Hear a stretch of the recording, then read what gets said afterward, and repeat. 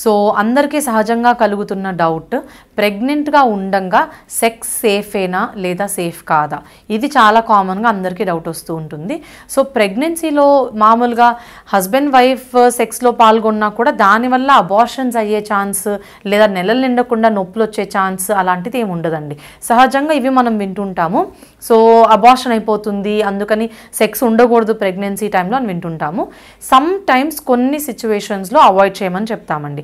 అది కూడా each individual పేషెంట్ని బట్టి. కొందరికి మాయ కింద ఉండొచ్చు, గర్భసంచి ఎంట్రన్స్ దగ్గర మాయ ఉండొచ్చు, అలాంటి వాళ్ళకి అప్పుడప్పుడు బ్లీడింగ్ కనిపిస్తూ ఉండొచ్చు. అలాంటి వాళ్ళకి అవాయిడ్ చేయమని చెప్తాము. ఎందుకంటే ఆ సెక్స్ టైంలో ఏమన్నా అక్కడ మూవ్మెంట్ జరిగి సివియర్ బ్లీడింగ్ స్టార్ట్ అయ్యే రిస్క్ ఉంటుంది కాబట్టి వాళ్ళని అవాయిడ్ చేయమని చెప్తామండి. కానీ మిగతా అప్పుడు ఉట్టిగా నార్మల్ లో రిస్క్ ప్రెగ్నెన్సీ ఉంటే మీకు ప్రెగ్నెన్సీలో సెక్స్ వల్ల ఏ ఇబ్బంది ఉండదండి. Of course gentle intercourse ఉండాలి, that is the only thing. Other than that ఏమీ ప్రాబ్లం ఉండదు.